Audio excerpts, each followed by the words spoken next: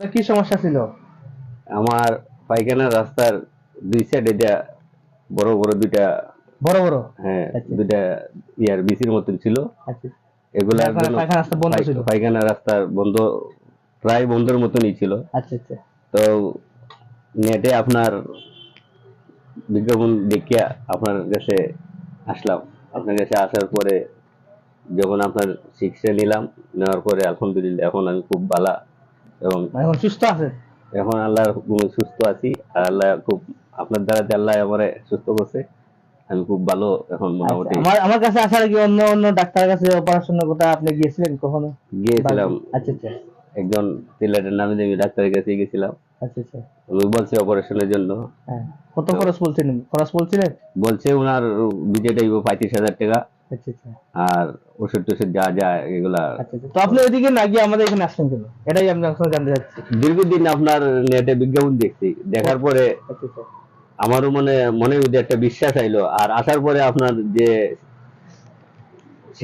সেবাটার প্রতি আমি সন্তুষ্ট হইয়া খুব, আমার বাচ্চার সেবাটা খুব ভালো বিশ্বাস লাগে। হয়েছিল আপনার? বিশ্বাস এখন কি বিশ্বাসের সাথে মিল আছে? হ্যাঁ, খুব এখন ভালো, খুবই ভালো। জাস্ট আজকে এসে আরো পুরোপুরি চেকআপটা করালাম। চেকআপ করার পরে আরো পুরোপুরি মনের একটা শান্তি হয়ে বললো। আচ্ছা, সম্মানিত দর্শক শ্রোতা, আজকে ভাই আসছেন যাতে চেকআপটা করানো, মানে ওনার কোনো প্রবলেম আছে কিনা, কোনো সমস্যা আছে কিনা, জাস্ট ওইটা দেখলাম আমি নিজেই।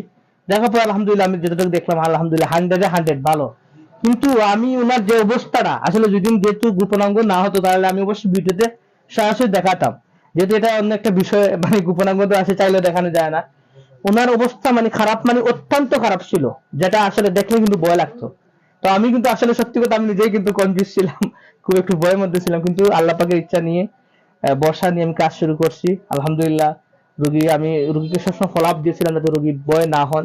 আলহামদুলিল্লাহ সেই ফলো আপের সুবাদে আজকে চেক আপ করলাম, এখন 100-100 আলহামদুলিল্লাহ পুরোই ভালো। তো যাই হোক, প্রতিনিয়ত ওনার মতো রোগীরা সুস্থতা লাভ করতেছে। আমরা আমাদের জায়গা থেকে সর্বোচ্চ চেষ্টা করি, যে বা যারা যেখান থেকে ভিডিও দেখতেছেন, আমি এটা বলি না যে আপনি এখানে আসেন, এটা কখনো আমি বলবো না। আমি যেটা মনে করি, আপনি যদি ভালো কোন জায়গায় চিকিৎসা পান, আমরাও মনে করি যেটা ভালো রোগীরা ভালো সেবা পাবো, এটা আমরা চাই সবসময়। এখন আপনি একজন চিকিৎসকের পরামর্শ দিবেন। তবে আরেকটা বিষয়, আপনাদের কারো কাছে দয়া করে অনুরোধ জানাচ্ছি, আপনারা কোন কবিরাজের কাছে যাবেন না, কারণ এরা বিভিন্ন জিনিস ব্যবহার করার পরে রোগটাকে জটিল করে ফেলে। তো সেটা আমি আপনার অনুরোধ থাকবো, কবিরাজের কাছে যাবেন না, একজন চিকিৎসকের পরামর্শ নিয়ে সঠিক চিকিৎসা নেবেন। ইনশাআল্লাহ আল্লাহর উপর ভরসা রাখলে অবশ্যই আপনি সুস্থ লাভ করবেন। সবাই ভালো থাকেন, সুস্থ থাকেন। আপনি কিছু বলবেন আর? জি না, ধন্যবাদ হ্যাঁ হ্যাঁ। সবাইকে। আপনি এখন খুশি আছেন? জি, আলহামদুলিল্লাহ। এই যে আপনি অত বড় অপারেশন থেকে আপনি যে মুক্তি লাভ করলেন, অপারেশন ছাড়া আপনি সুস্থ হলেন, কিরকম আপনার কাছে কেমন লাগে? না, খুব ভালো লাগতেছে। এখন আমি আসলে কাজ কাম করতে পারতেছি খুব ভালোভাবে। আমি আপনি সুস্থ আছেন? দোয়া করেন আমাদের জন্য। জি জি, অবশ্যই অবশ্যই।